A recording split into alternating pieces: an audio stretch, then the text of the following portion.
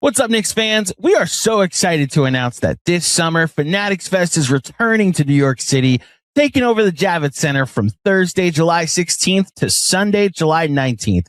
Meet your favorite athletes from every major league, including current New York Knicks like Josh Hart, Jalen Brunson, Karl Anthony Towns, and Knicks legend Patrick Ewing.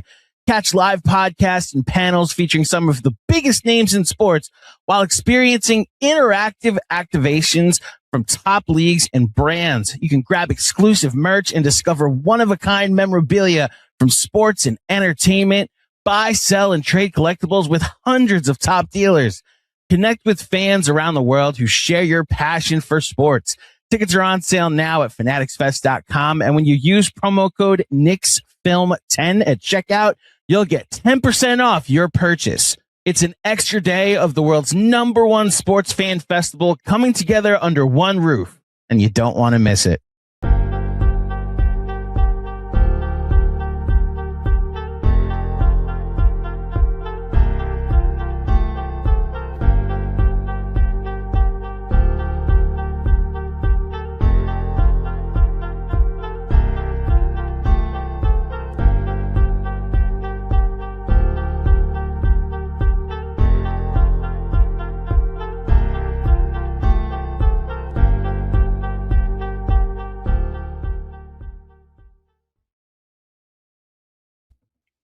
Hello, everybody, and welcome to another edition of the Knicks Film School Postgame Show presented by Fanatics Sportsbook. My name is Andrew Claudio, filling in for the self-proclaimed king of crypto, Jonathan Macri. Check out NBC Sports later tonight. You might see something very... The Knicks get a good win. They're 6th in a row. It's another good win against a good opponent. If you're looking for signs that things have officially turned around after that 2-9 stretch, we're now very much distancing ourselves from that 2-9 stretch. And the biggest place where we're distancing ourselves is on the defensive end. The Knicks have held their opponent to less than 100 points or 100 points or less, because I know they technically got 100 tonight, the Lakers did, in 5 of their last 6 games. The one game that they got over 100 points, that the opponent got over 100 points, was the Sixers game that got to 107. So it's not even as if they had one blowout. This is the progress we're hoping to see from the Knicks on the defensive end. Start with OG Anunoby. You could go to Mikal Bridges, Mitchell Robinson contributing, Landry Shamet. We'll talk about him tonight. But the most encouraging sign over the 6-game winning streak, in my opinion, is their defense, and you really saw that in the second half. I wish I still had my notes in front of me from betting and sweating. Shout out to Fanatics Sportsbook. But my best bet the other night was that the Knicks would hold their opponent. They would win the second half, I believe, by at least 2.5 points. And it's because during this stretch, they've just been blowing teams out in the second half. And with the Knicks down by 6 after 1, down by 4 at halftime, the Knicks blew out the Lakers, or beat the Lakers in the second half tonight by 16 points. They outscored them 60 to 34 in the second half. They just been playing much better on the defensive end of the floor, and it's something we can all appreciate. Where to start as far as individual performances? It's weird. How many games? I wish, Mark, I don't want to give you homework to do behind the scenes, but I don't know if I can ever remember a game in which the Knicks won so running away and Jalen Brunson and Karl Anthony Towns didn't score in the fourth quarter, because that's how the fourth quarter went tonight. 0 points for Karl Anthony Towns and Jalen Brunson in the fourth quarter of this game. And yet the Knicks still outscored the Lakers in the fourth quarter. Part of that is because Landry Shamet had 9 points, 9 of his 23 points in the fourth quarter of this game. Look, I'm not going to associate 1-to-1 that like the Knicks started playing better again when Shamet came back. I even think when Deuce comes back, there's going to be a necessary contribution from Deuce McBride. But as far as looking for 8th men and even 9th men for the playoffs, if you're looking for regular season to do a data sample, this is what Landry Shamet's given for all of us, as far as I'm concerned. He's shooting the ball well. He's defending at the point of attack well. Shout out to Mike Brown for putting him out there in spots where it's very clear you need another shooter out there to space the floor. He closed tonight, Mike Brown did. Now, unintentionally didn't close with Karl-Anthony Towns because Cat was getting ready to check back in and there was just never a dead ball.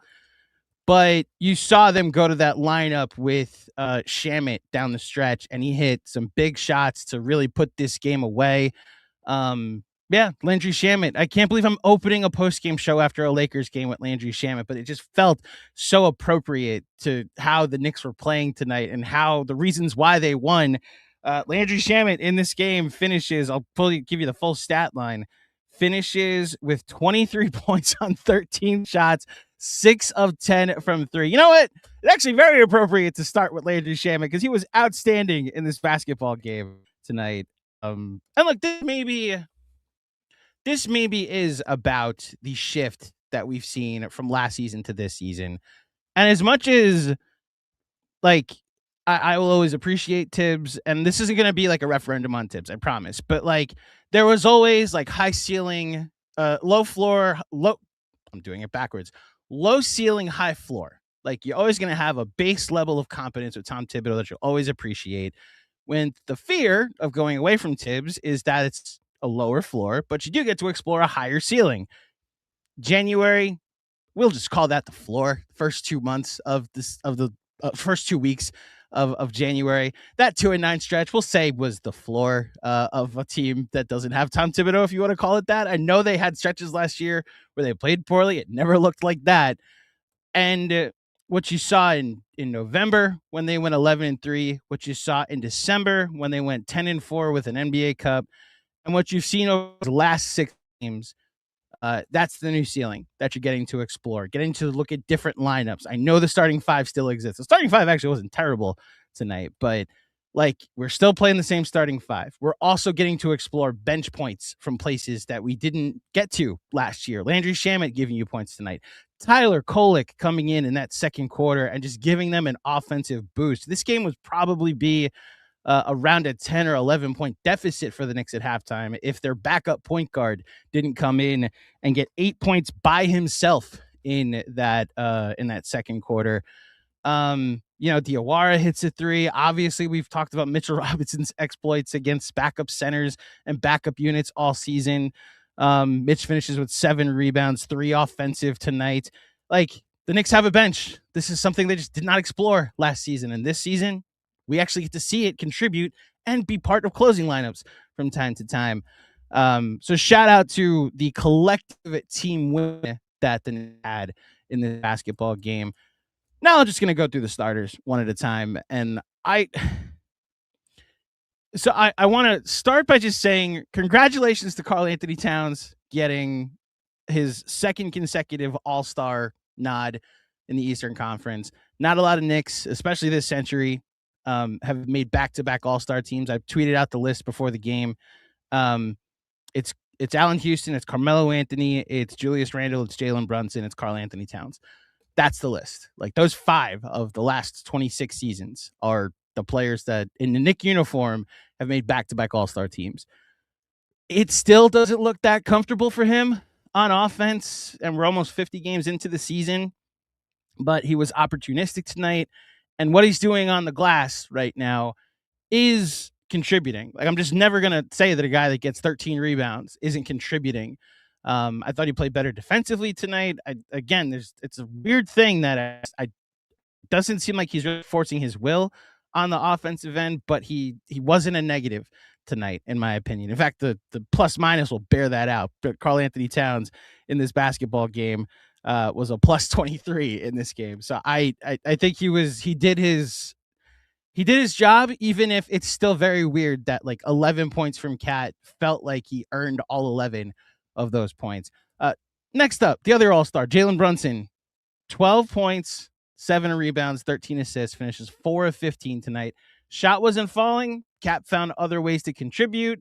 I thought at times he was forcing his shot because it wasn't falling. And then he just kind of opted out at a certain point and looked for his teammates. And I think he turned into a real point guard tonight. So good on him.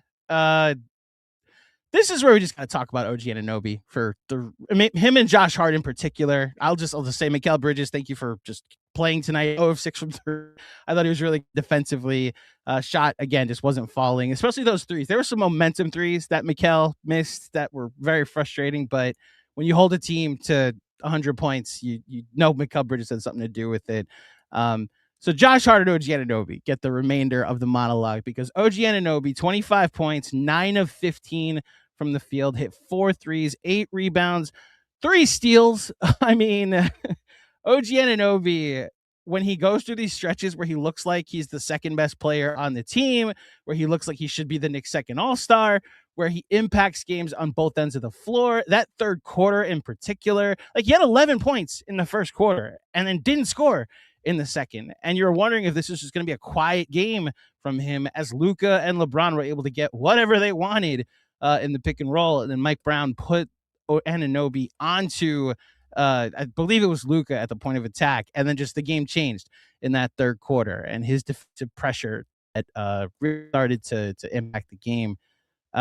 These are the moments where you're just like, yeah, that's why you traded what you traded for him. That's why you gave him the contract that you did. It's why you'll live with the 3-week shooting slumps, because he'll give you these stretches where he looks like baby Kawhi and a more healthy version of this season. So shout out to OG Anunoby. And then look, Josh Hart. Look, I'll say this. Starting 5, again, leaves something to be desired. It was fine at tonight. In the first half, it was a plus. And in the third quarter, it built a double-digit lead. Like, I actually thought the starting 5 was fine tonight. Even if I agree with the larger macro sentiment, it's not the starting 5 that like will lead them to a championship. Josh Hart's doing everything to play his part in the starting 5. I know all of you that are diehards that live and die with this team, right? I know that you watched last season, the Laker game in which Jalen Brunson got hurt. Knicks had a double-digit lead down the stretch. And the way the Lakers got stops down the stretch was just bring Jackson Hayes into doubles or play him at the nail and just ignore Josh Hart. And it was so frustrating that Josh wasn't having a bad game, but there was no chance of him sitting, and every play that the Knicks called down the stretch was a Jalen Brunson, Josh Hart pick and roll, and hopefully you scored more points than the other team. They blew that lead, lost in overtime, and then Brunson gets hurt in an overtime that never should have happened. Well, Josh is doing everything this year to counter all of that on the offensive end. Especially from shooting from 3. He goes 3 of 4 from 3 tonight, has 20 points, 4 rebounds, 2 assists, was a +7. I mean, he is a game high 36 minutes. He's doing his part, especially for 3. You want him to start making his threes or taking his. I know the whole thing is like, Josh, shoot the ball, right? I think he's doing his part offensively, honestly, especially in this game. He did his part offensively. It's a push and pull. And look, maybe the fact that they've had this 6-game stretch now of consistent defense leading to stops and then leading to offense at times. They're hitting shots as well. Like they shot 47% from the field, 43% from 3 on 42 attempts. They're doing everything that they can to convince you that maybe that 2-9 stretch wasn't like the doomsday that it actually felt like it was. And like this stretch that you've gotten to see that is again starting at the defensive end. It's the thing that can make you believe that too. So I'm trying not to overreact to one win in February in the same way we probably all overreacted to several losses in January. But look, on a night where, and I said this at the top before my screen froze, on a night where it seemed about everything else but the New York Knicks in their building. Their building was more important to the broadcast than the team and their performance and their play of late. The only time they actually talked about how they were playing was when the game was ending. It's like, oh, they won 6 straight. There was one moment where Mike Tirico, because the MLK Day game that they lost to the Mavericks, the low point, was on Peacock as well. And Mike Tirico was like, hey, they looked better defensively than they did that MLK Day, right? And Jamal Crawford's like, yeah, no question. They look much more dialed in. And it's like, oh, yeah, that's right. You could actually analyze the Knicks and not just, is this going to be LeBron's last game? Is this Luka Doncic's best performance as he's winking at Spike Lee and getting burned on defense every time? Like, as the Knicks became an afterthought, it was good to see them respond by just going out there and winning a basketball game.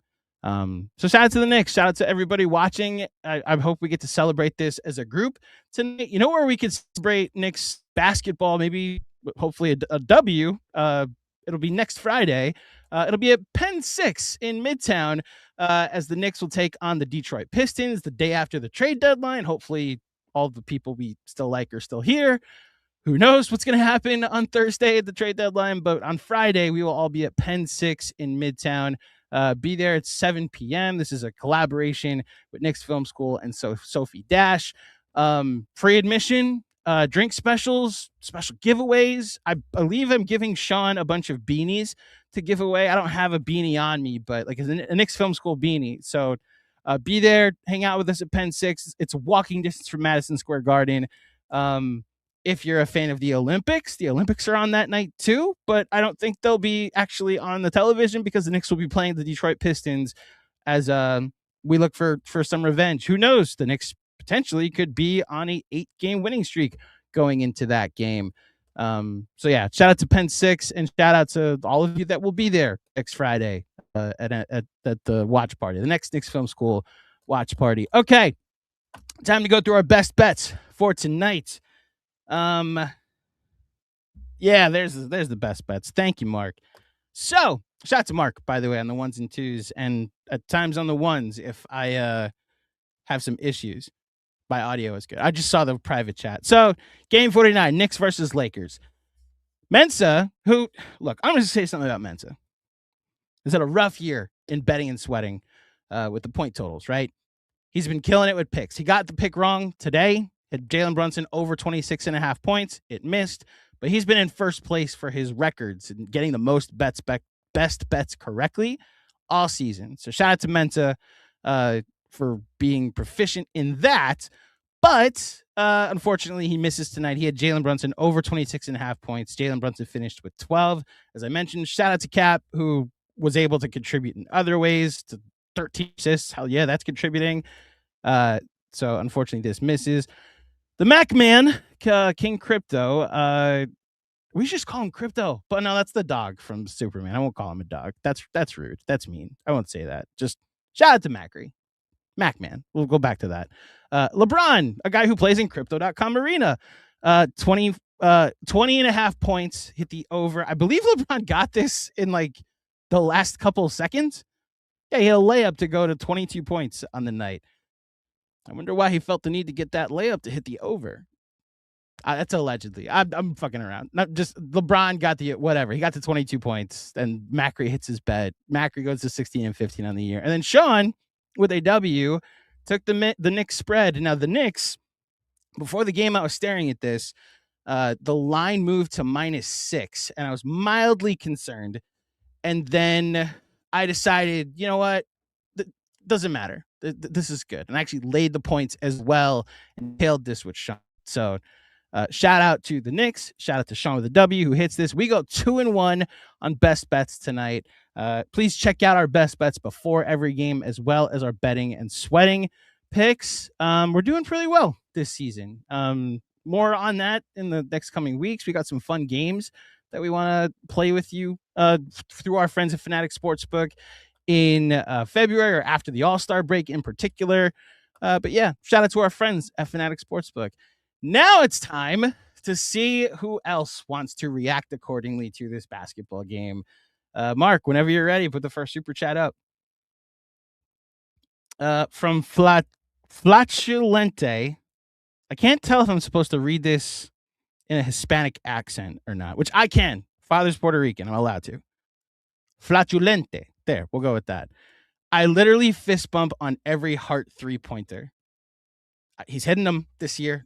That's the thing that's so fun about Josh Hart threes season. He's hitting them this year. Tonight he took them. Anytime the Lakers brought help or just ignored him, he was like, all right, I'll just hit a 3. And they just didn't do it anymore. And that's what will be important, is that as Josh Hart's hitting his threes, teams will adjust and force his teammates, will allow his teammates to have a little more room because his defender's not completely ignoring them. Thank you, Fratulente. Again, I hope I read that correctly. Andrew Badow. I feel like that's the only way you could say that name. Badow. Andrew Badow. LFG boys. Give the James family their garden finale with a Luca at your purple Luca at your purple people smack. I don't know what that means, but that was fun. I'm gonna read that more clearly for the audio. Give the James family their garden finale with a Luca at your purple people smack. Now, much respect. Bronze nightly capabilities are just alien. Okay. Finish them. This why we fans fun. Badow. Thank you, Andrew, for the super chat. I enjoyed the Knicks ending the LeBron show as well. Not like ending his career because he's going to play the rest of the year and who knows what happens next season. But at a certain point, just like, who cares? Like, there's a basketball game going. And look, I'm saying this as a Knicks fan. You do have to put on a broadcast, like put on a show. And the national conversation was, is this LeBron James's last game in that building? I actually thought the pregame stuff was somewhat entertaining. Shout out to Caitlin Clark, giving some perspective as like the best player or the up and coming best player in her sport. Some interesting conversations. Wish Reggie Miller had a mute button, but like I was here for the importance that they were bringing to the game. Even the pointless Michael Jordan interview that they do before the game. Really well or glowingly and highly about Madison Square Garden and of New Yorkers. And I found that interesting. At a certain point, like we're in the fourth quarter and the dunk that LeBron had in the third, I should say, and he slams it home. Reggie Miller goes nuts. Knicks then go on an 8-0 run and they're still talking about the dunk. Like I at a certain point, that's all I'm saying. Talk about the basketball game that you're actually there. That's why when they finally talked about the defense, because they were there 2 weeks ago, I was like, thank you. That's the story. The Knicks defense looks night and day different from the last time you watched them. Anyway, thank you, Badow. Okay. I am AK Legend. Say it with me. 6-game win streak. Go home, la bum.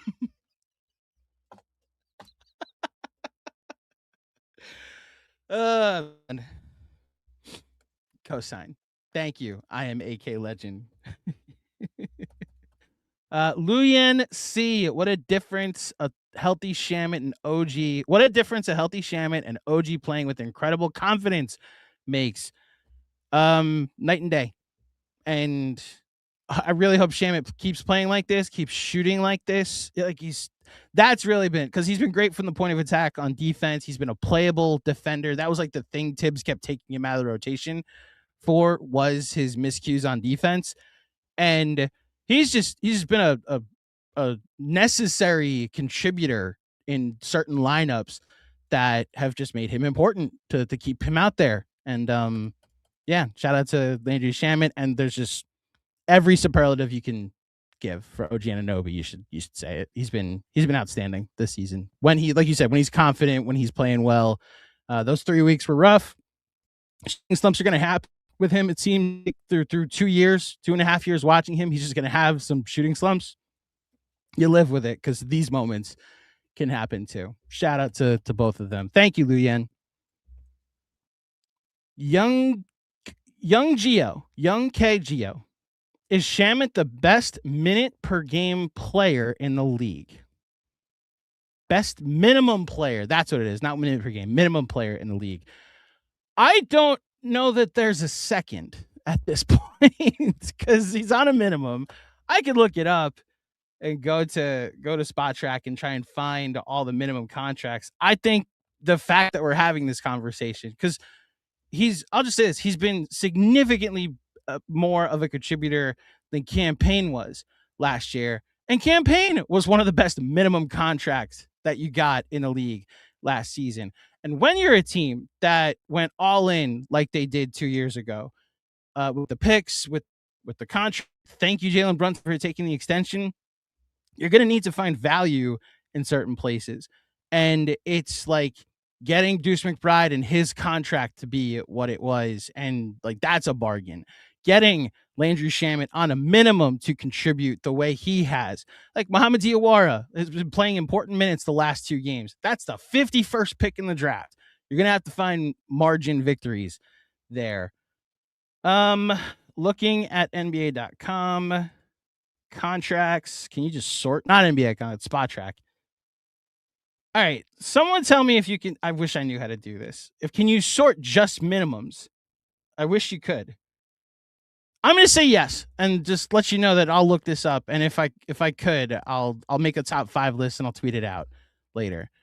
Thank you, young KGO, for the contribution. Much appreciated.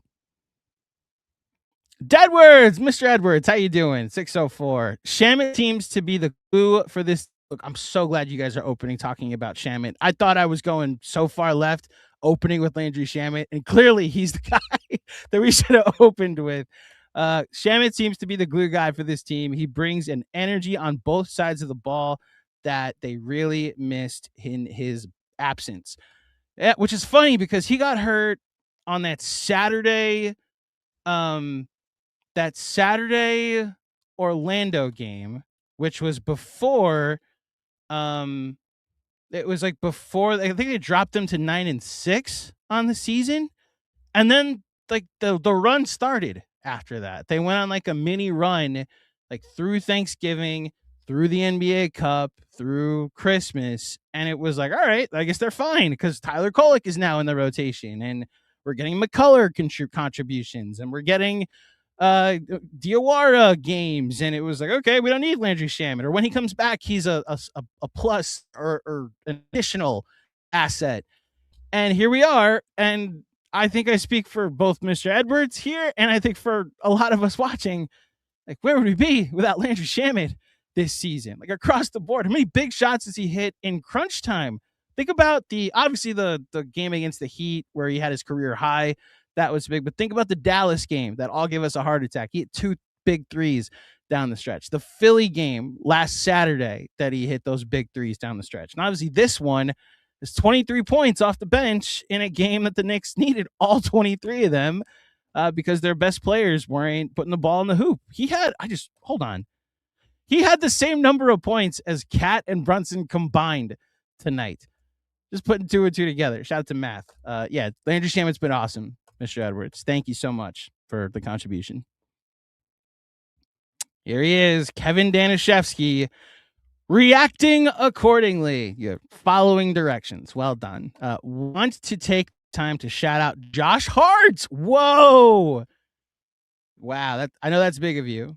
You've had him traded to the moon, the planets around, the earth, and the sun. Consistently, you do that. That's your thing. You go pull up your phone, pull up your trade machine, trade somebody that you don't like. That's like I've gotten the screenshots. Anybody on this who's had a mic on here has gotten a screenshot from you. Thank you, Kevin, for actually shouting out Josh Hart. I doubted him before the season, and he has shut me up. Honestly, deserved all-star buzz. Well, all right, relax. I didn't reserve all-star buzz. But Giannovi can't make the all-star team. Josh Hart can't either. I think he's one of the best role players in the league, and a lot of his leadership qualities that the team has assessed him really hit home when he's doing the things that had hurt the team in the past. I'm hoping this is the most updated, but if you're looking at Josh Hart from 3 this season, with 3 of 4 tonight, Josh Hart is shooting 39 points. So he came into tonight shooting 39.7% from 3. I'm pretty sure this puts him either at 40 or over 40% from 3.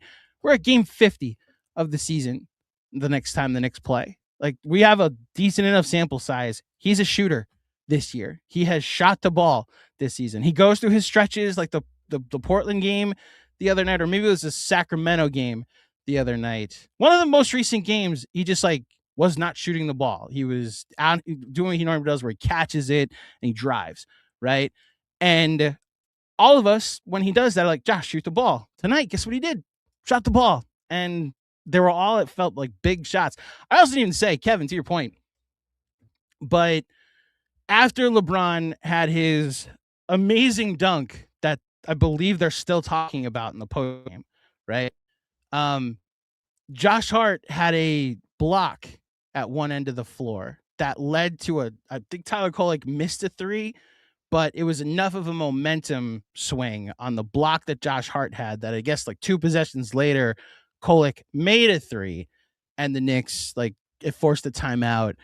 Like, he had one of the big blocks, like the big defensive plays tonight as well. So yeah, shout out to Josh Hart. Thank you, Kevin, for the contribution and for reacting with some positivity around Josh Hart.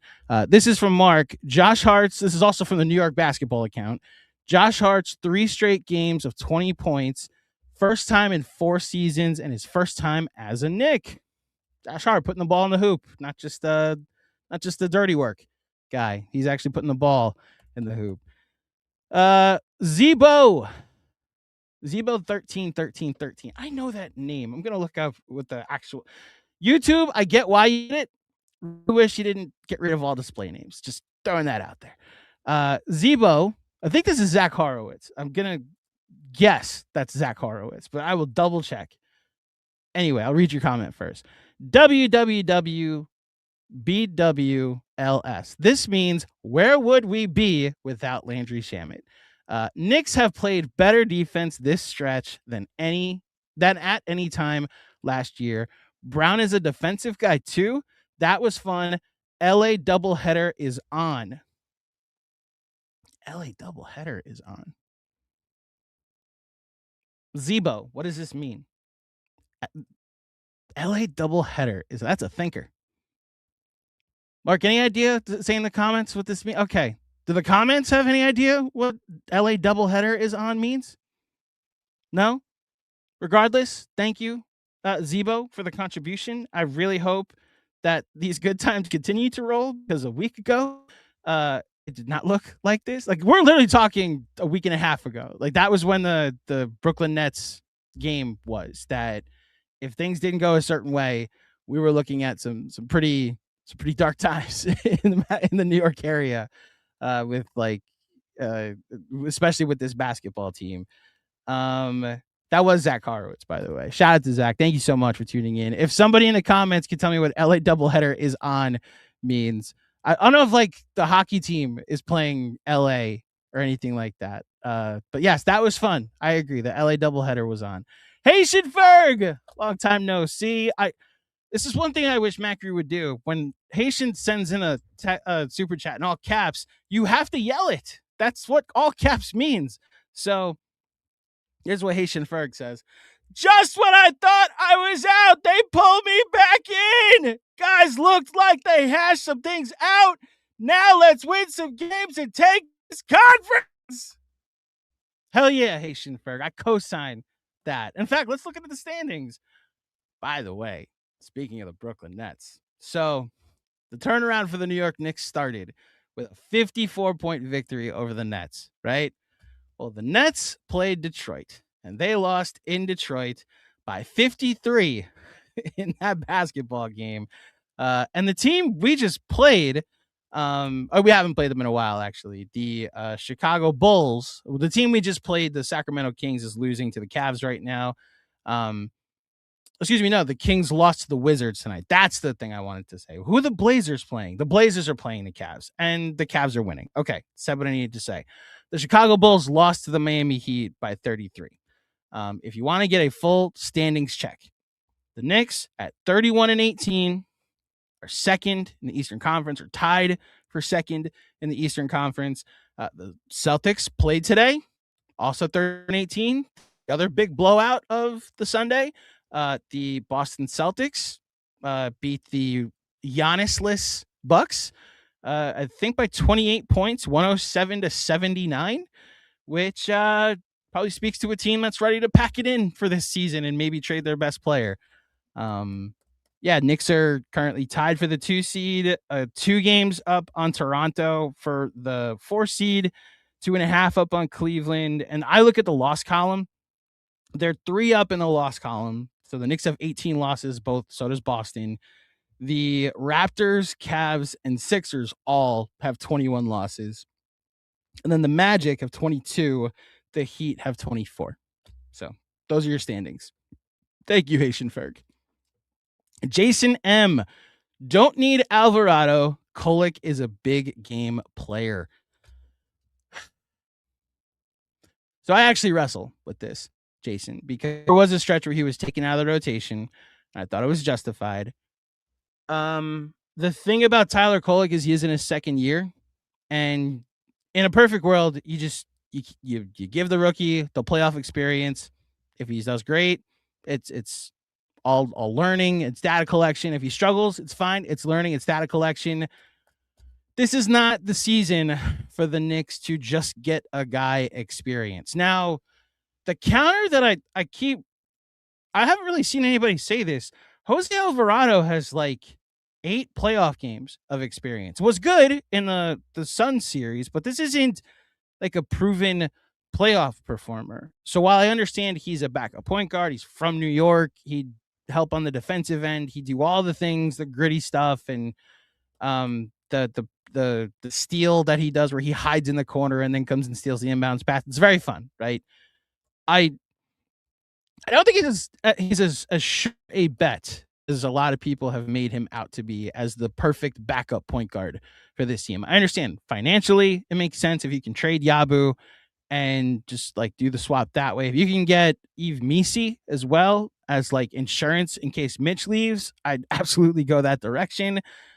But I'm at the point where if they get to the other side of the trade deadline and aren't able to get a deal for Alvarado, and I can't see them not making any move, but if it's just like, you know what, we'll give Tyler Kolek the keys and just like, we trust you.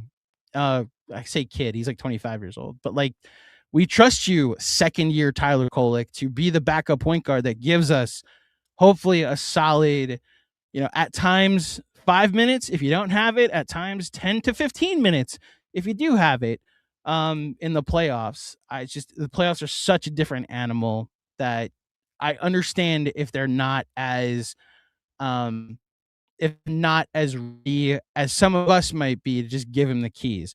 Having said that, to Kolek being a big game player, Jason, I co-sign the sentiment because, I mean, think of his best games this year: the NBA Cup, the day after the NBA Cup, Christmas Day, these are all very highly televised, highly front page stage is as big as it possibly could get in the regular season games, and he's performed. So I understand if the sentiment is, you know what, let's see if he can do it when every night is like that in the playoffs. If anything, this should just give you confidence that next year they don't need a backup point guard, that they have their backup point guard for the future.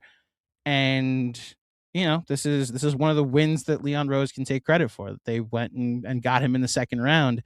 As far as the short term, the micro, we'll see. I would understand if they upgraded, but I help but feel good about Tyler Kolek when he has nights like this. Thank you, Jason. Will Oliver, good to hear from you, Will. Good to hopefully get to see you sometime soon.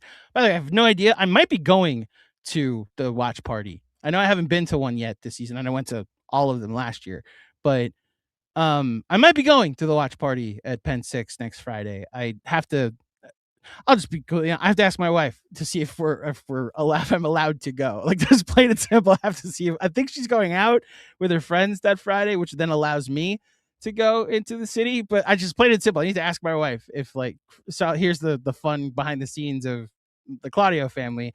We have a tradition. We now make sure we go to our favorite diner every Friday. So I think she's got plans on Friday. If she does, I'm going out to the city probably to see all of you at Penn 6. But yeah, if Mrs. Claudio says yes, I hope I get to see you, Will, and all of you at Penn 6 on Friday when the Knicks take on the Pistons. Wins versus Lakers feel that much sweeter. Well, I'm glad you feel that way because the Knicks haven't beaten the Lakers a lot over the past couple of years. In fact, last year, lost twice to the Lakers. Very famously, something very big happened during both of the Lakers games. The second one, obviously, we lost Jalen Brunson to a bad injury. And the first one, and Mark, be on the lookout for a crazy trade update, but midway through the post game of the Lakers game last year, after the Knicks lost to the Lakers, Luka Doncic got traded to the Lakers. I think the year before that, that's the Why Not Now season. They beat the Lakers in LA and lost to the Lakers at home. The home one, if you remember, the Knicks went 14-2 in January or 13-2 in January and then lost the first day of February. They went 14-2 and then played the Lakers on Saturday night. That was our first watch party at our old friends with T Social. And the place was packed. It was awesome. And the Lakers just decided we're gonna be totally fine just not guarding Precious Achiuwa. And the Knicks just couldn't score and lost that game. It ended a 9-game winning streak. I believe, if I remember from the broadcast right, because they would not shut up about LeBron James, he was 13-1 in his last 14 games at Madison Square Garden, which is so funny that the one is the Mario Hezonja block game where he blocked LeBron in the final seconds during the season where the Knicks won 17 games. And that's the last time the Knicks have beaten LeBron at MSG. And thinking about it, they were largely bad while he was with the Cavs, and he largely dominated here when he was with the Heat. Yeah, it makes sense that he hasn't had to deal with the Knicks. That record is what it is. He hasn't had to deal with good Knicks teams when he's come here. So, yeah, that streak's over. 13-2 in his last 15 games, and maybe his last at Madison Square Garden. Let's do 45 minutes during the game about that. Thank you, Will. Benjamin Klein. Thank you, Thank you, Benjamin, for the contribution. Reggie Miller should not be allowed to call Knicks games. Correct. Yes. Cosign. I feel like it's important to note Reggie Miller is 26-41 in his career at Madison Square Garden. And if you want to bring up the playoffs, he was 18-17 in his career against the New York Knicks. Reggie Miller's whole legacy and brand is that he performed well against the Knicks. Kinda. Like, that's his legacy. And I actually have heard from people, and I think when I'm watching other teams, he doesn't bother me as much. But when he called the Knicks, this so much is about like the building and this and that. And it's like, dude, you were eliminated in this building more often than you eliminated the Knicks in this building. The guy had Donovan Mitchell's career or Devin Booker's career, and he's looked at as one of the all-time legends because he performed on the biggest stage, kinda. Like, there's a game 6 against an 8th seed Knicks in 1999 where he had 8 points. They could have brought the series back to Indiana for a game 7. They were up.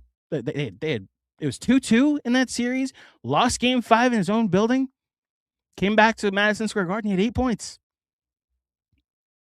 The guy did not have. He's maybe I know he made the NBA 75. He's like the 65th greatest player ever, and gets discussed like he accomplished. That's why the Trae Young thing was fascinating. His legacy is he performed against the Knicks once. Like, that's it. And Reggie Miller kinda performed against the Knicks. I know some of the that games for old Knicks fans or older Knicks fans involve Reggie Miller. Credit to those clutch performances. I've got so many other performances or a similar amount of performances where he just was part of the reason the other team lost. Where are those free throws in game 6 in 94? Reggie? You know? So, look, it's just something you got to deal with. I tweeted this out during the game. If Peacock came out with a subscription that just muted Reggie's mic during games, there's no price I wouldn't pay. Thank you, Benjamin, for the contribution. Long John Silver. Love the profile picture. I can't remember the last time last time I wore a suit was for Christmas I wore a suit. That's right. Landry Shamet forever and always. Should have said that just in the monologue, and that would have been fine. Thank you, Long John Silver. Long John Silver, Mark, just shake your head yes or no. That's like a fish place on Long Island, right? Maybe that's more of a chain that goes further than Long Island. It's probably the only. Can you hear me? Yeah, I can hear you. Yeah, I believe it was a chain. I'm not sure if it's still around, but I remember it used to be yes, and it was a seafood chain. Okay.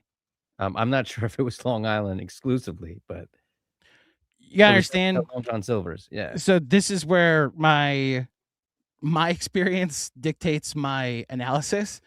Uh, all the chains that existed, like Friendlies and Oh, I used to like love Friendlies. I hate that there's no more anymore. I know there's one in Long Island. I believe it's in Lake Grove, but like places like that, I only saw them there. And then I went to school in the South.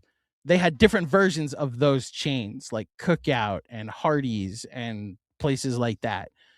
And then now that I live in Queens and like all these homemade stuff or mom and pop places or restaurants that like you can only have in Queens are like, that informs my experience now, that you can only get it here is like the novelty of New York. So shout out to Long John Silver. I'm sure if your name's John Silver, I hope you like worked there once or have some stake in the company. Although it sounds like something bad happened to the company. So I hope you don't have any stake in the company, Long John Silver. That would be one heck of a nickname if his name was John Silver. If his name was John, I'm telling you, that would be, I hope that's your fantasy team. Like, I don't know what else I wouldn't call you. I'm sure for your whole life, John Silver, you've been called, Long John Silver. I was like, yes, I know. My parents named me John Silver for some reason. Thank you, Long John Silver. Jason M with another one. OG was MVP. It took Luka and LeBron out of their game, especially in the second half. I waited way too long on the monologue to talk about him. I wanted to highlight the bench first. But to your point, OG being the defensive captain of this team and the defensive force. Like if he's going right, the rest of the team like follows suit. And OG, I mean, he had three steals tonight, and really the momentum that swung the game was when it felt like he got activated in that third quarter, and that's just when everything flipped. So yeah, took LeBron, Luka out of their game. Ironically, like I didn't hate how they were guarding Luka and LeBron. I saw Benji tweeting about this, like they should go to some like OG at the 5 in stretches at points. I just thought I didn't think LeBron was overall impressive. He hit a couple threes early. I think Luka hit a couple threes early. I know they got to their spots okay, but in the second half, those shots that like leaving LeBron open for 3 is like a good strategy this season. But the pressure in particular, to your point, Jason, was what really turned the game. So yes, OG Anunoby was the MVP, specifically on the defensive end. Yeah, look, he had 24 points in this game. So I'll show you my notes. I keep track. This is how I used to keep track of games. I don't know if the lighting will allow me to put this, but I try to like keep score of the game by points, right? So I can see how momentum swings go. And I'm staring at an 11-point first quarter for Anunoby, a scoreless second. I was like, oh, okay, it's going to be one of those games. And then, yeah, he had 14 points in the second half to get to 15. So, yeah, thank you, Jason, for the contribution. OG was great tonight. We're going to do our stat. Oh, excuse me. Are we, Mark? Okay. Yeah, I should let you produce the show. That's right. Sorry. Bill Peter friend with another, with a contribution. Thank you, Bill, for your super chat. Credit to Brown. Fantastic third quarter. Great win when Stars didn't have it. And I will just reiterate, credit to the Stars who didn't have it. The cat thing remains so weird that his offensive impact is just not felt other than like his gravity at the moment. But they're finding ways to win even with Cat. Like, let me go through his game log. And this should say everything you need to know. I don't remember the last time Cat had 20 points. Maybe he just had it and I'm forgetting it, but he had 11 points tonight. And he had 20 rebounds that game. Okay, I've pulled up Karl-Anthony Towns' game log. He had 11 points tonight. He had 14 points against the Blazers. He had 8 points against the Raptors. He had 17 points against the Kings. He had 10 points against the Sixers and 14 points against the Nets. The last time he had 20 in a game was when he had 22 in the infamous MLK Day game against the Dallas Mavericks. So that actually is a thing, that in these 6 games, Karl-Anthony Towns hasn't scored more than 17 points in a game. And they're finding other ways to score. They're finding other ways to have him contribute. The rebounding numbers are insane for Karl Anthony Towns over this winning streak. And it really extends back to the Golden State game. He had 20 in that game against Draymond and Steph. And then had 18 in the loss against the Mavericks, and just has kind of been a beast on the boards. Leads the NBA in rebounds per game, Karl Anthony Towns. And look, Brunson didn't have it offensively with his shot, but he had 13 assists, so he didn't have it. But yeah, credit to Mike Brown for finding some combinations, for mixing things up, playing Shamet as many minutes as he did, going back to Kolek when he did. I thought this was a well-coached game by Mike Brown. So co-sign that, Bill Peter friend. All right, now it's time to do our stat of the game. Shout out to Jonah Kaufman, our intern. Jonah, I owe you a text. I apologize. I will get that to you eventually. 20 is the stat of the game. 20 points for Josh Hart. Oh, did New York basketball beat you to it? Okay. So 20 points for Josh Hart is the stat of the game. This is the 6th time this season that Josh has had 20 points in a game, including the last 3 games in a row. This is only the 4th time in his career, once at wow, it's literally the stat. Once at each team he's played on, that he's had a streak. I can read, I promise, that he's had a streak of 3 or more 20-point games. He had his 3rd highest true shooting percentage in a game this season and hit 75% of his threes for the 5th time this season as well. He also played 36 minutes for only the 9th time this season, something that happened in 53 of 77 games last season. I mean, look, go back a season further to find the Josh Hart 36-plus minute games. And the consecutive ones there. Guy led the league in minutes played per game last season. Good stat, Jonah, and shout out to Josh Hart. I'm glad he's getting some love on this post game. Next up, Justin Richards. Well, I've seen enough trade everyone. This team will never win anything mid this core. Maybe we should wait until this team is dead before believing they are. Excellent win. Defense was awesome. Well, excuse me, was outstanding, which is the same thing. Look, man, it really wasn't until the Mavericks game that I felt it. I thought and look, it's hard to ignore the reports of what's going on behind the scenes as well. The effect that some of those things might have had. Shout out to coaching staff. Shout out to the captain who called a team meeting after the Dallas game and reportedly just said, let's get this together, guys. But they've gone ahead and turned them around. If they were broken 6 games ago, they went and built themselves back up, or they fixed something. And it started on the defensive end, and it's just they've ridden that wave ever since. Your point about the defense being outstanding. You know what the defense wasn't for those 11 games? Outstanding. And you know what it wasn't for the 7 games previous to those 11 games? Outstanding. They're 29th ranked defense over those 16 games after the NBA Cup. And think about it. Indiana was able to score on them. They don't have a great offense. New Orleans was able to score. Atlanta was able to score. All of these teams with mediocre offenses were able to score on the Knicks, and you just were able to score with them, and you won a couple of clutch games. Then you get to the turn of the new year, and your team goes into an offensive funk, and the defense is still awful. They fixed something, and some shots are falling. Yes, you've had some good offensive moments over the stretch, but this has largely been a defensive turnaround. In fact, 100 points scored today by the Lakers.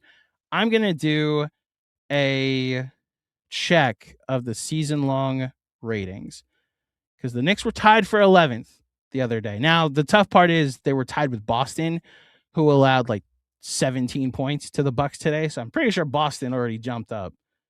Yeah, they're back to 12th. They're 31-18. They're 113.5 defensive rating, which is 0.4 behind Boston. But they're 12th.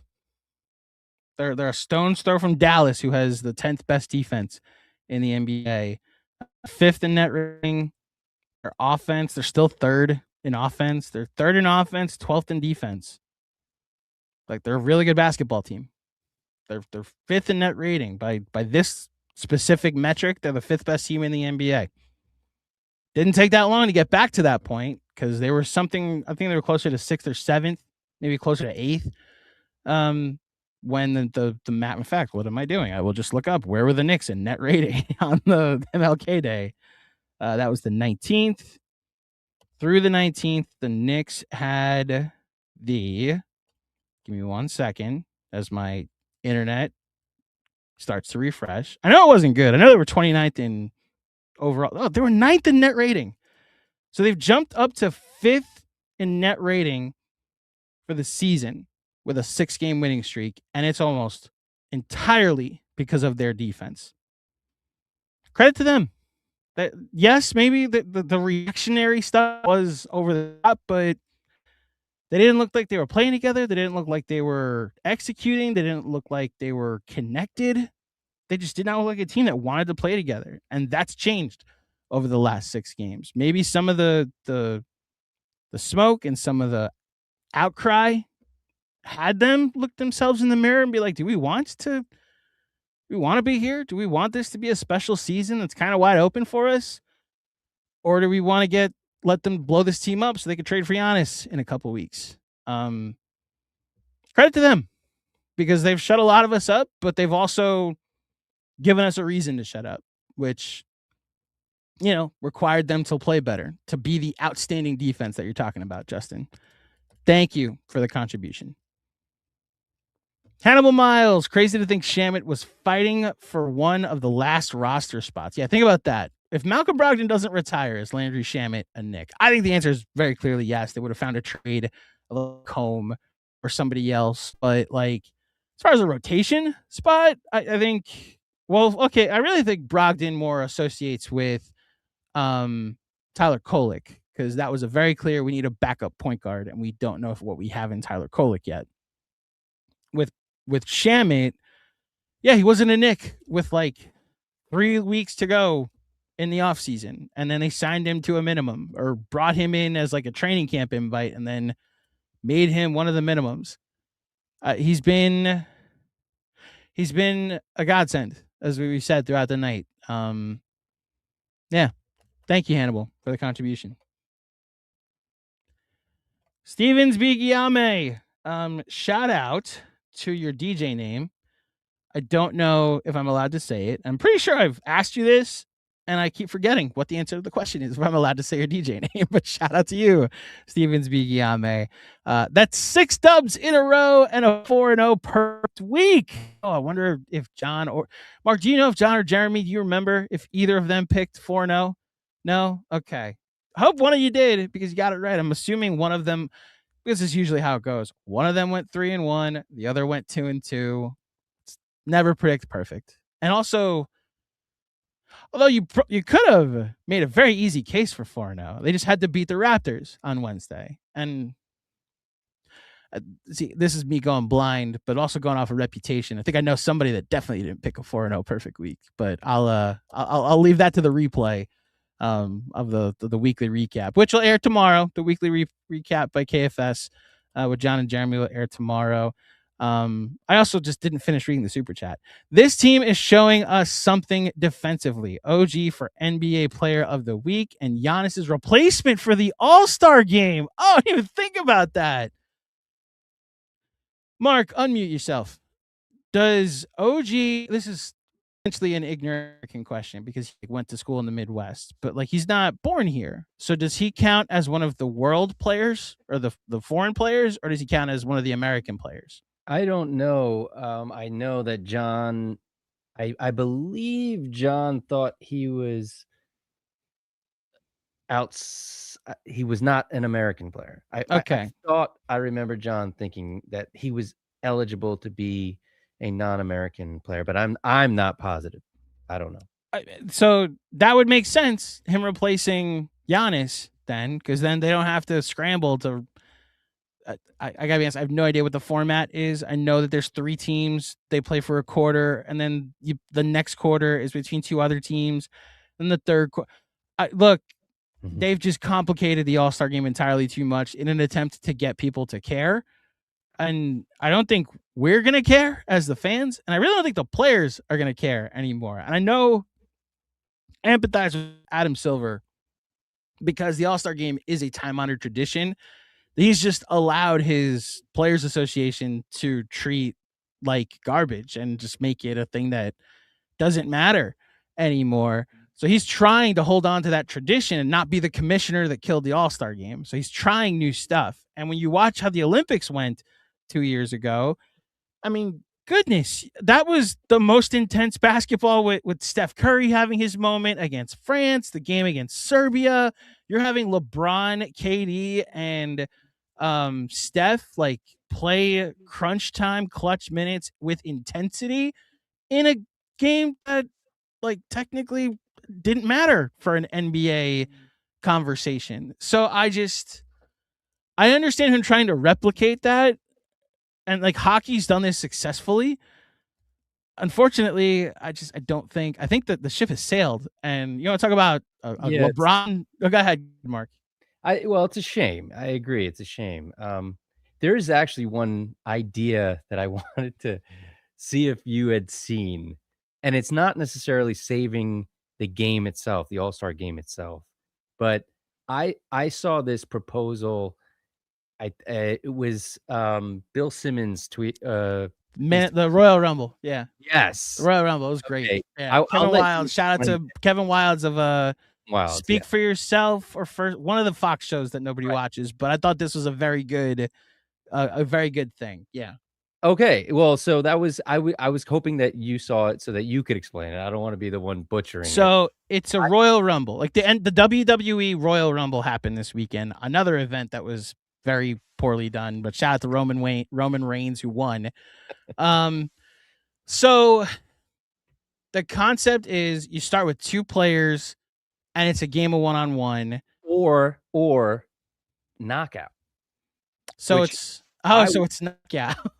I would actually prefer knockout because I think that would lend itself better to bringing back older guys to pop in. I like it. So for those who don't know how to play knockout, everybody stands in a line from a specific point. Usually it's from the 3-point line straight on, and you take a shot. If you're the first person, you take a shot. If you make it, great. You pass the ball to the next person.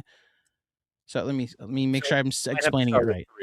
Well, no, so you start with 3 people minimum, but it's usually like 10 to 15 people. This is because it used to be a thing you played in gym class or at the end of basketball practice.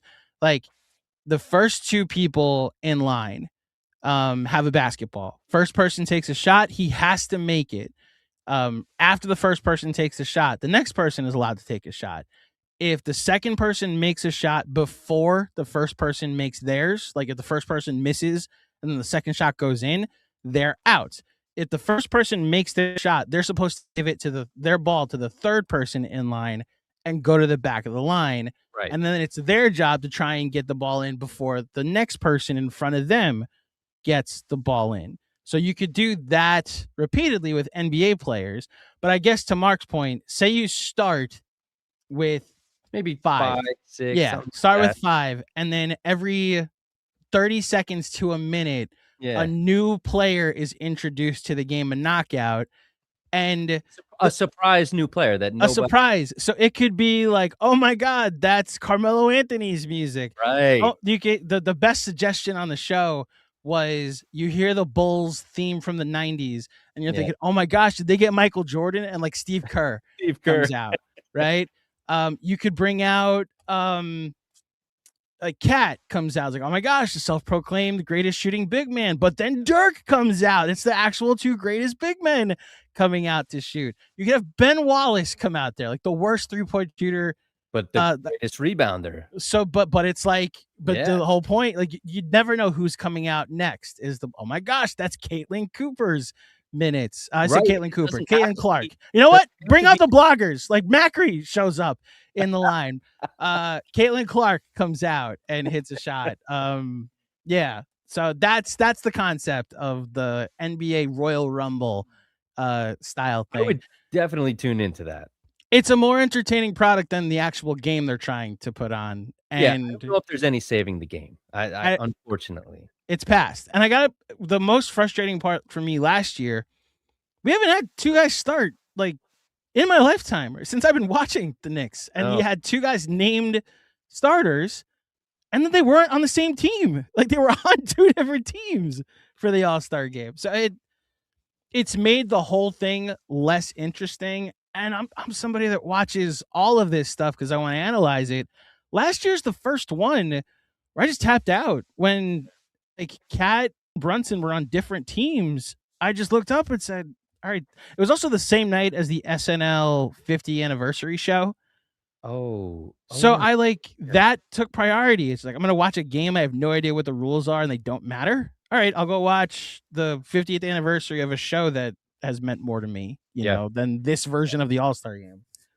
So anyway, I like the idea. I did like the idea that you're talking about. All right. We'll keep going. Thank you, Stevens. Paul McFarland. Thank you for the contribution. Are we good at defense again? Only caught the second half, but I loved the discipline and tenacity of every Nick on D. Yes. The funny thing about your question is, are we good at on defense again?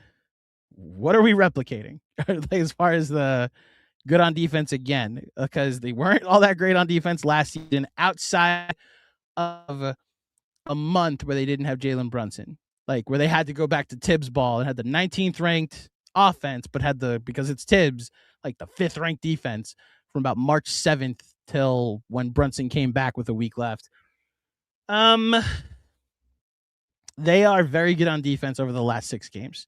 They have been outstanding on defense. I didn't even look at the defensive rating over the last 5 games because it doesn't matter. They're just really good. But if you wanted to look at the last 6 games, the New York Knicks, yes, have the best defense in the NBA. And it's the hold on a second. This is acting up for me. I gotta reset my screen. It's a defensive rating under 100. And to give you context, like the best defense in the NBA right now is the Oklahoma City Thunder at 105.7. And then when you go to the Knicks, just the last 6 games, their defensive rating is 95.2. Their defense has been 10 points per possession, per 100 possessions better, or allowed 10 points per 100 possessions fewer than the best defense in the NBA that people think is going to carry that Thunder team to a second straight championship. So, yeah, they've been very good at defense the last 6 games, that's for sure. Let's hope the sample size keeps getting bigger because that's how you start to believe in the defense being that big.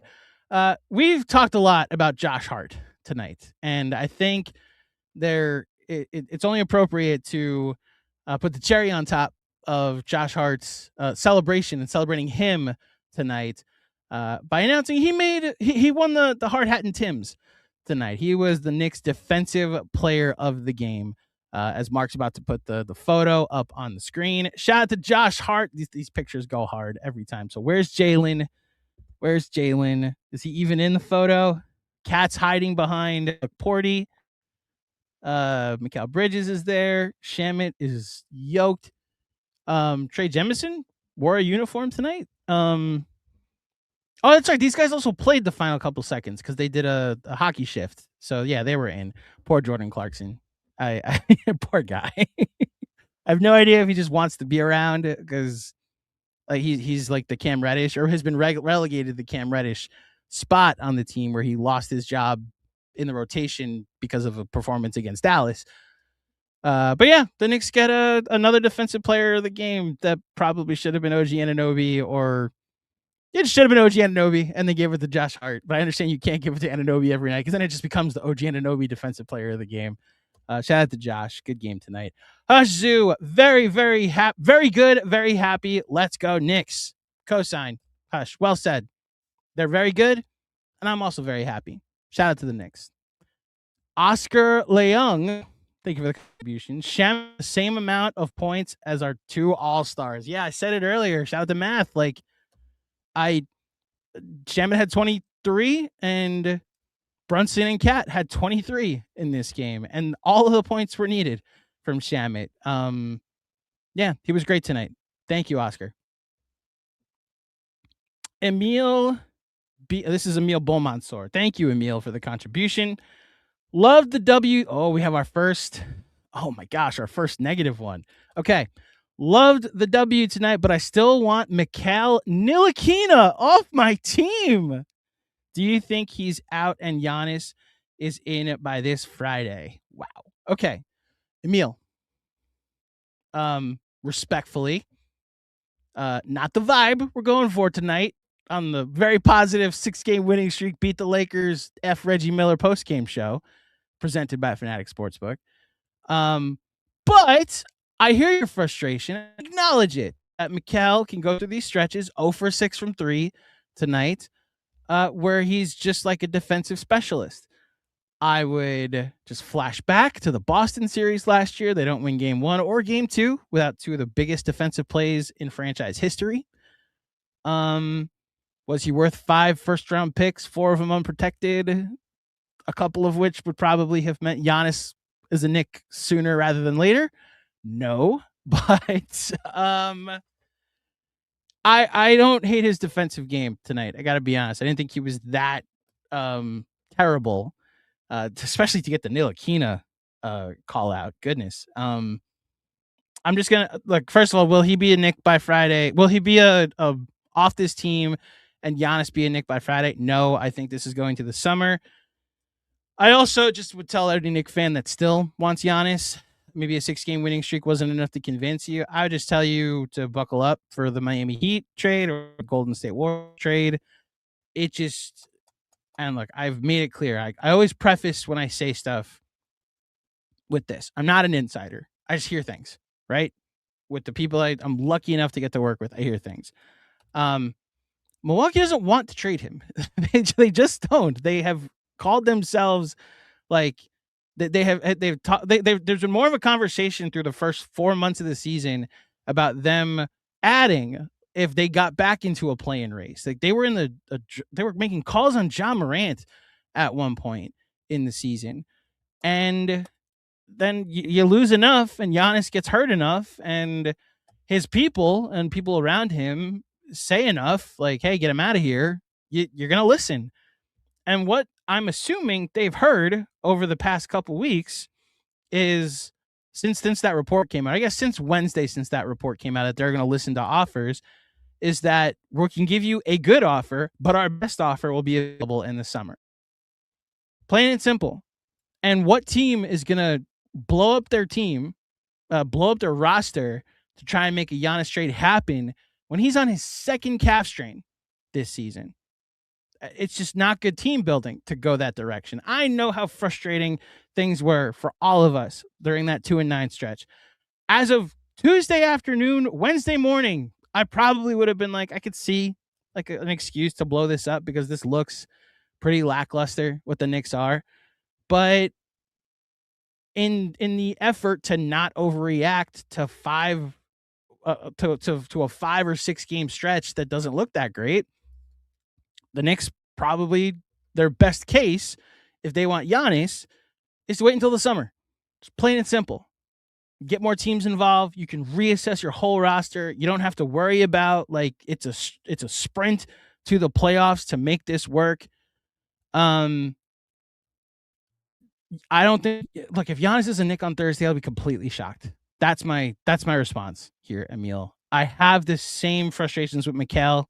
Maybe not to the extent where I'm calling him Frank Ntilikina, but like even on a night like tonight where he's not hitting his threes, like he was part of the solution defensively for stretches of this game for sure. And on a night where he couldn't hit anything from 3, he's still a +3, had a steal. You know, I know these aren't like 5 first-round pick numbers for sure. He wasn't the one that said trade me for 5 first-round picks or acquire me for 5 first-round picks. That is not his appropriate value. Look, he's now eligible to be traded, so I guess technically it's in play. I'd be shocked if Mikal is anywhere but the Knicks on Friday.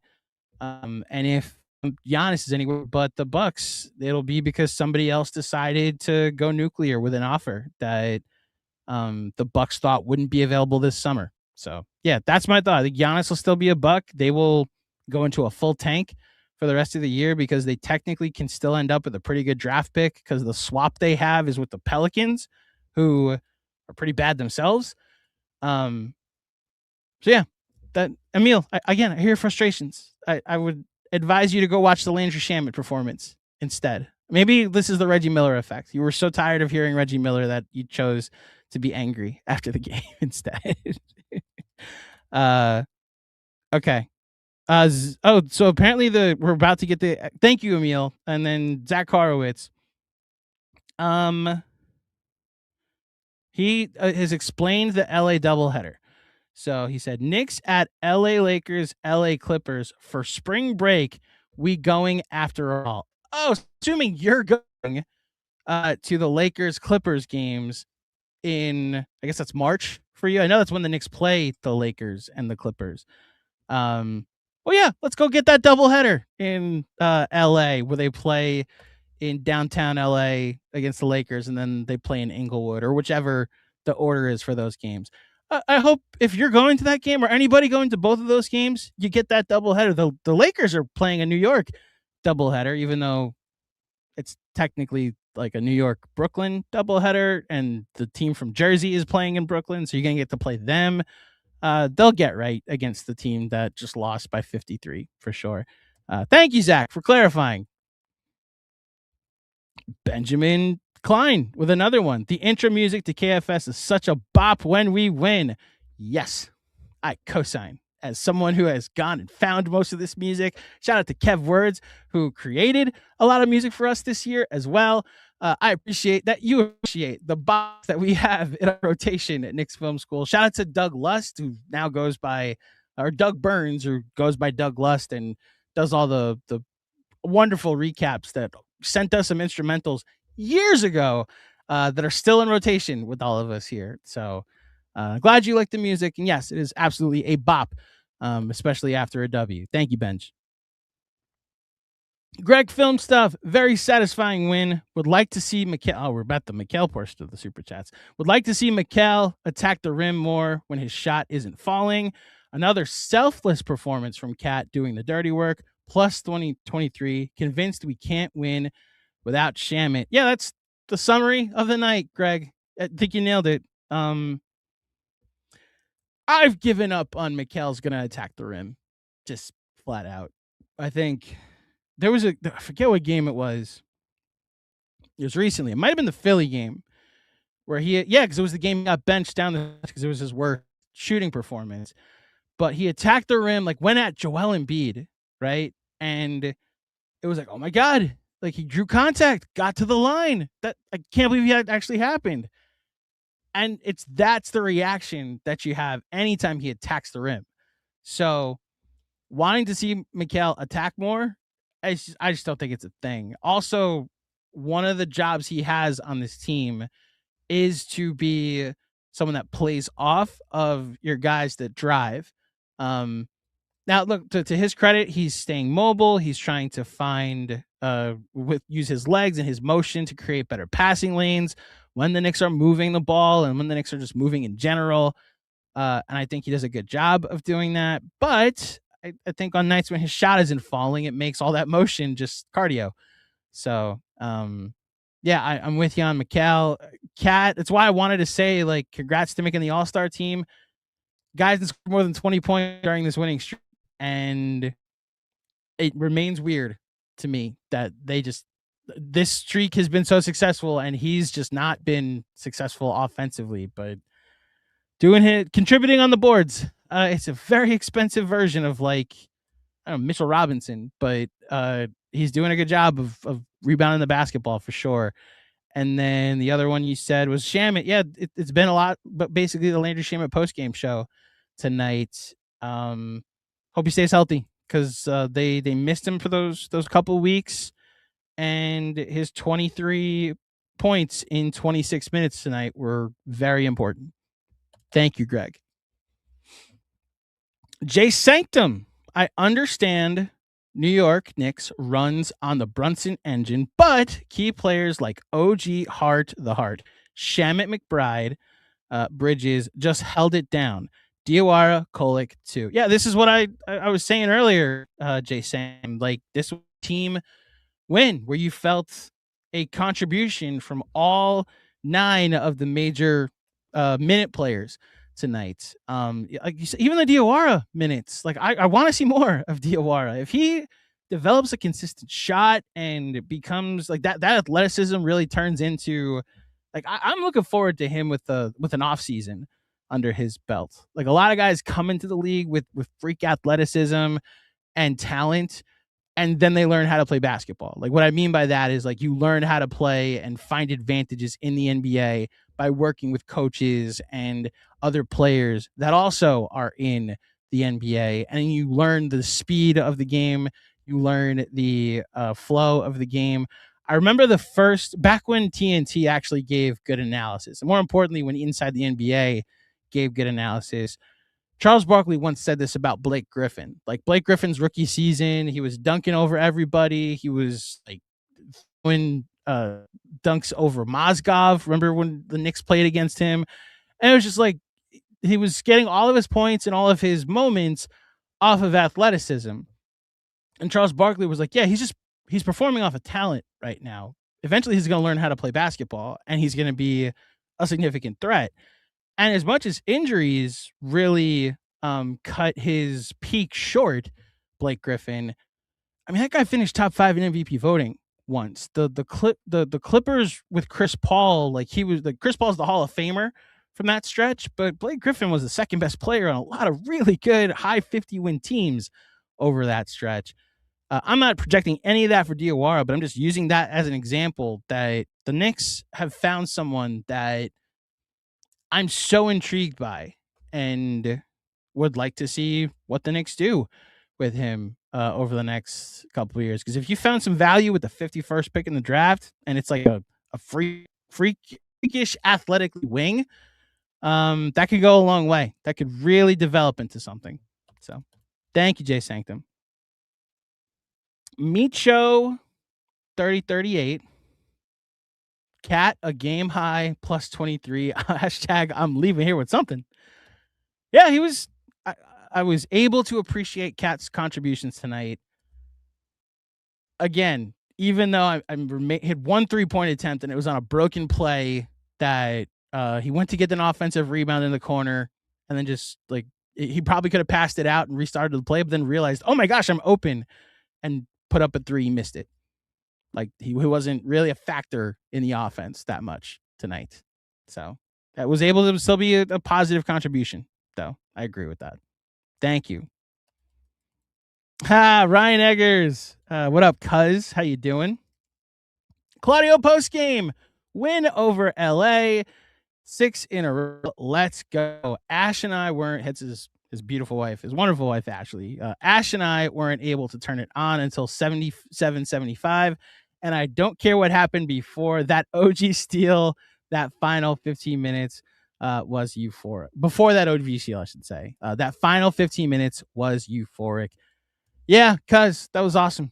I'm glad you got to watch the fun part of the game and didn't get to watch the first half, which the Knicks were losing. And there was a fun Tyler Kolek second quarter, if you want to go watch that. The Shamit barrage also started, like, with the last shot of the first quarter, if you want to go watch that. I'm glad you got as little of the Reggie Miller show as you did. I co-signed that and emphasized that so much, because thank you for the super chat. Looking forward to, I'm going to Florida in a couple of weeks. Looking forward to seeing you and Ash in a little bit. Riyad Rahim. I'd like to shout out my Riyad for the birth. Wait, so are you not Riyad? Okay. I'll just Riyad. Riyad Rahim, I think, maybe your brother's also named Riyad. I don't know. I'm gonna read the super chat. Would like me to shout out Riyad for the birth of his daughter today. Knicks win is the cherry on top. Whoever's daughter just got born, shout out to you and your daughter. Congratulations. Forever, the day your daughter was born was the day the Knicks won. My wife, I don't know if she hates when I do this, but thinks it's funny how I associate a lot of the big moments in my life to what was the score of whatever team was playing that day. For example, I got engaged on April 8th, 2022.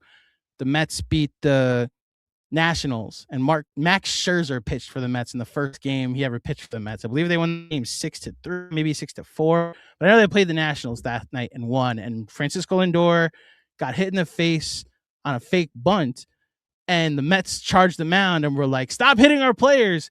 And Lindor got checked on by then Nationals right fielder Juan Soto, who was like, "Hey, Frank, are you okay?" And he was like, "Yes, Juan, thank you for checking up on me. Come to our team in 3 years for $800 million. Direct quote, by the way. Don't look it up. Just trust me. And then on my wedding day, that same Max Scherzer got rocked by the San Diego Padres, barely making it out of the fifth inning. The Knicks played a summer league game that night, too. I remember talking to John, just letting him know, hey, we will not be having a post-game show on the night of my wedding, even though the Knicks play a summer league game. That one's just going to be lost to time, unfortunately. Congratulations to your daughter, whoever's daughter I'm congratulating to. And welcome to the world, new Knicks fan. Apparently there's another one from Riyad Rahim. So close to extending the opponent below 100 streak. So now you just got to say 100 or less. You just change the branding. 100 or less. The Knicks have not allowed more than 100 points since the Sixers game. So over their last 4 games. And I don't even count that 100th point. It was a free throw that was made by one of the bench warmers after they put them all in. So there you go. Thank you. Parrish Duggar was wondering when we'd hear from you after a win. Getting sick of, in all caps, these BS refs not giving cat calls. For those who missed that, he's getting sick of these BS refs not giving cat calls. So you know what's funny?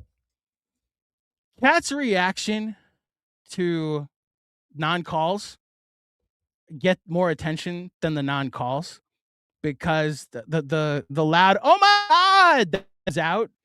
It's funny, right? That comes out of a man that size, right? What's so interesting to me is that there's a frustration every time it happens, and it consistently happens that Cat doesn't get a call and then reacts that way. And then they show the replay and every announcer is like, "Oh, he had a case on that one." It's so consistent that anytime Cat does react like that, the replay shows an egregious missed call. So I kind of stand with Cat on this, that it's like, oh my God, how do you miss this every time? And the way he's officiated, if he got Brunson's whistle, he'd be Shaq. He'd be Embiid. If he got Embiid's whistle, goodness, his whistle is horrific. I agree. And I don't know what it is, if it's how clumsy he can be on his drives sometime. But yeah, he has a horrific whistle. And it's consistent, whether it's Breen, whether it's Tyler Murray, even Mike Tirico. And one of the few times I agree with Reggie Miller tonight, watched one of the replays when Cat didn't get a call. And he was like, yeah, he's grabbing his jersey. He's correct on that one. Now, it helps when Reggie Miller is able to point out the obvious to be intelligent. But yeah, I'm with you on this one, Parrish. It's very much these BS refs not giving cat calls or cat calls. They're not cat calling anybody on the court. They're just not giving cat calls. Thank you, Parrish. Kevin Danishevsky. Mark, is this the last one? No, we have more. Okay. We have one more? Okay. So we have 2 left. One's from Kevin Danishevsky. Brunson had a play where he got the rebound with 3 Lakers around him. With 13 assists, I thought he played well without shooting well. Shamet 3 stars, OG 2 stars, Heart 1. I don't have a star system, so I'll leave John to sort it. And yeah, it's why I don't necessarily. I've tried to say throughout this, like, Cat's game I thought was a positive contribution, even though he didn't like have a breakout offensive game. Brunson, outside of forcing a couple shots, I thought he was a very positive contribution on the floor tonight. Between the rebounding, between the assists, between running the offense, between deferring to his other teammates. Like, guy only took 15 shots tonight. So yeah, I'm with that, Kevin. Again, I said this in the monologue. If you missed it, it's very weird. And I don't know how many times it's happened that the Knicks 2 All-Stars didn't score in the fourth quarter and the Knicks won going away. So thank you, Kevin. Last one from Jonathan Macri. Yes, sir. Yes, sir has S's. Why did he put whatever? He learned how to do this. I'm okay with it. Yes, sir. 6 in a row. Thanks for killing it tonight. I got the Ted Danson plane. What does that mean? Mark, what does that mean? Hold on, you're off the stage right now. Hold on, Mark. You're off the stage right now. What does a Ted Danson plane mean? I believe it's a Seinfeld reference, but I don't know the context of it. So I'm pretty useless. So get up on stage here. Get up on stage here. And I apologize to John for not being a Seinfeld stan, but I know it is a Seinfeld reference. So apparently it's a Seinfeld reference, according to Mark. Ted, we're going to Google this to wrap up. Ted Danson plane. Was John traveling tonight?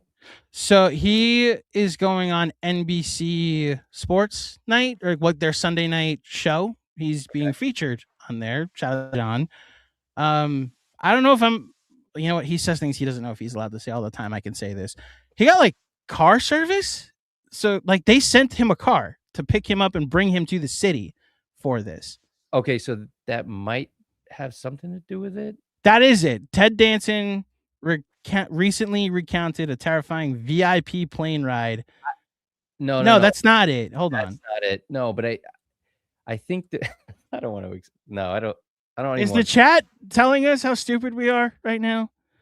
It's a joke in Seinfeld. Okay, in the finale, the Ted Danson plane is a recurring joke in Seinfeld, specifically in the finale, used by characters to represent the height of this is it. The height of luxury, wealth, and celebrity status that they feel they are missing out on. Okay, so you got the Ted Danson plane because you got.